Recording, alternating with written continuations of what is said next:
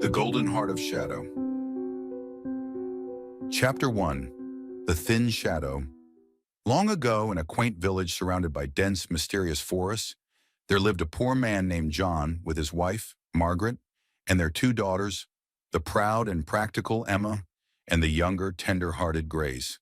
Though their lives were modest, they were content, until one chilly autumn afternoon when John returned home with a bedraggled horse that looked more like a shadow than a living creature. Margaret's eyes widened with disbelief as John led the skeletal horse into their tiny yard. "John, what on earth possessed you to bring home such a creature?" she exclaimed, her voice trembling with frustration. "We can barely feed ourselves as it is." Emma crossed her arms, shaking her head. "Father, this is madness. What can we possibly gain from a horse that looks like it's one breath away from death?"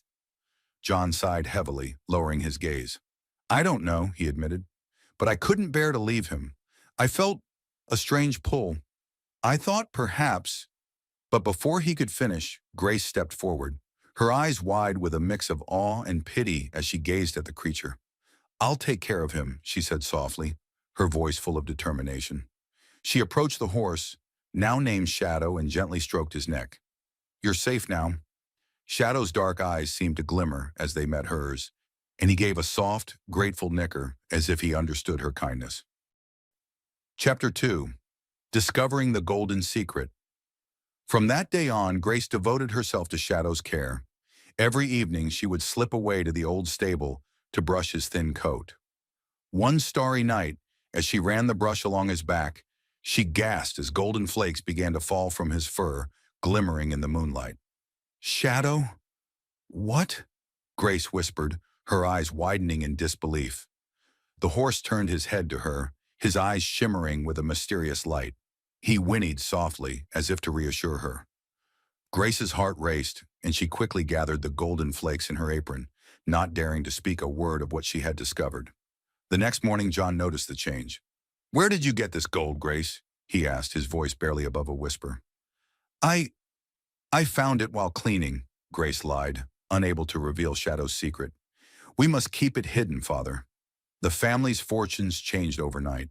Gold coins secretly filled the cracks in their crumbling walls, and their once empty cupboards overflowed with food. However, they kept their miraculous windfall a secret, for they knew too well how quickly greed could poison the hearts of others. Years passed, and Grace blossomed into a beautiful young woman. Though many suitors came seeking her hand, she turned them all away. Her heart remained steadfastly tied to Shadow, for reasons she could not fully understand. Then one starry night, as the stable creaked in the cool evening breeze, Shadow spoke. His voice was deep, soft, and strangely familiar. "Grace," he said softly, "I am no ordinary horse." In that moment, Shadow pulled back, gazing at her with an intense, knowing look. Grace gasped, her heart pounding. "Shadow, you can speak?" "Yes," he replied, his voice echoing softly through the trees. "I am a prince, cursed by my stepmother, an evil sorceress who wished to seize my kingdom. Your kindness broke part of the curse, allowing me to take human form, but only in your presence. If you ever reveal my secret, I will be lost to you forever." As he spoke, a radiant glow surrounded him. Shadow stepped back, his form shimmering and shifting, until he was no longer a horse, but a tall, regal prince with eyes just as deep and kind as Shadow's had been. Tears filled Grace's eyes as she swore to keep his secret, her heart soaring with newfound love. But as the days turned into weeks, the weight of that secret grew heavier. One evening, as the sun set over the horizon, her sister Emma approached her.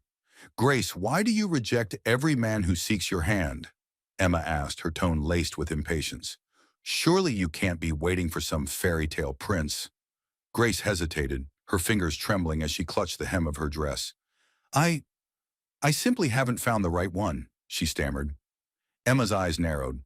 "Or are you hiding something? You spend more time with that wretched horse than with people." In a moment of weakness, Grace blurted, "He's not just a horse, Emma. He's—" Shadow appeared in the doorway, his form shimmering. Grace's words caught in her throat as the horse transformed before her eyes into the prince. "Grace," he said, his voice a soft melody that filled the room. "You promised not to reveal my secret." But before Grace could respond, a cold wind howled through the house, and the prince vanished like a shadow under the moonlight, leaving only the echo of his sorrowful voice lingering in the air. Chapter 3. The Quest for Redemption.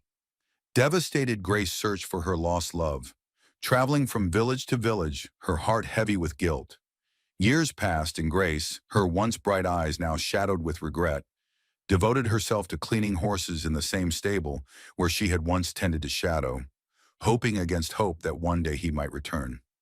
One evening, as she brushed down a mare, she heard an old woman singing a haunting ballad nearby, a shadow bound by water's edge, a promise broken by lover's pledge, a heart betrayed, he sings in sorrow, lost beneath the lake's cold hollow. Grace's heart skipped a beat. She rushed to the old woman. "Please, where did you hear that song?" she begged, her eyes wide with desperation. The old woman squinted, peering at Grace as though seeing into her very soul. "In my village," she said, her voice crackling like the embers of a dying fire.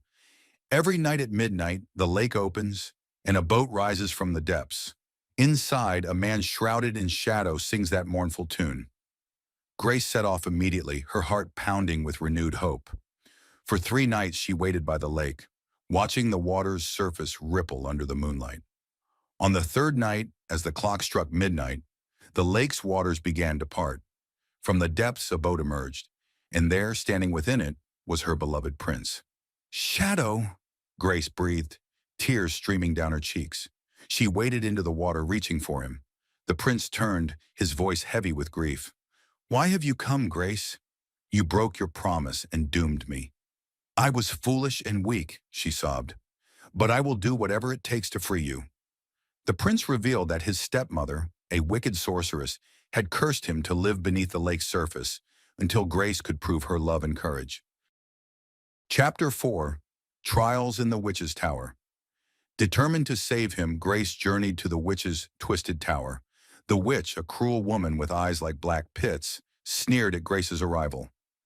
"So you wish to free your precious prince?" she cackled. "Very well, but first you must prove your worth." The witch set her to impossible tasks.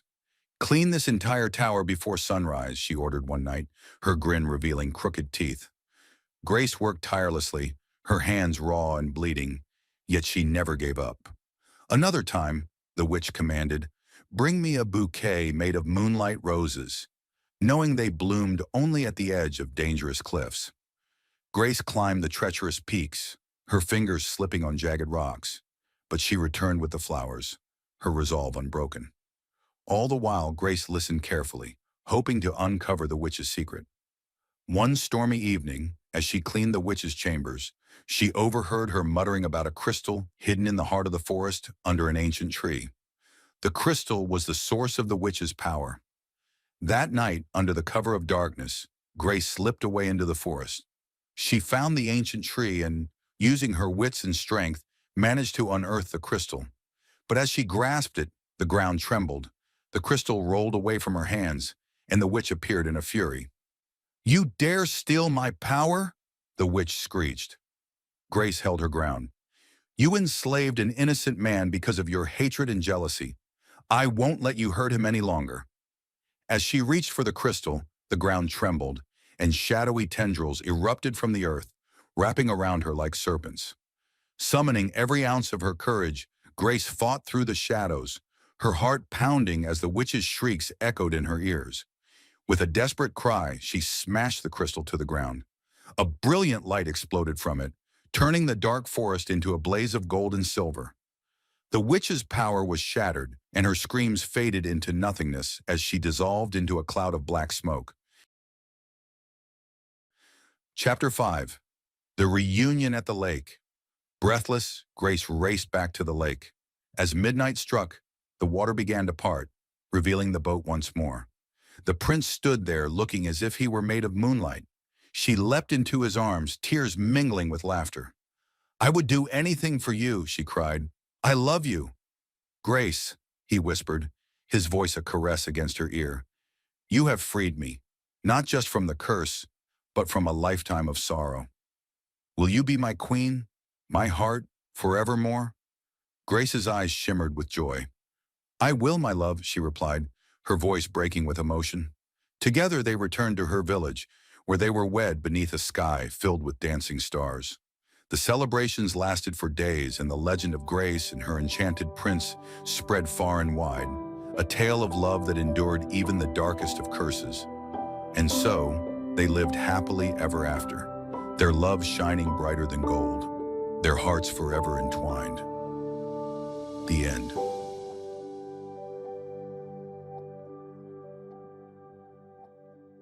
Hi, this is Mustafa. Thank you for listening to The Golden Heart of Shadow. I hope this story brought a bit of magic into your day. Your support truly means so much, wishing you all the warmth and wonder this tale has to offer. Goodbye for now, and happy listening.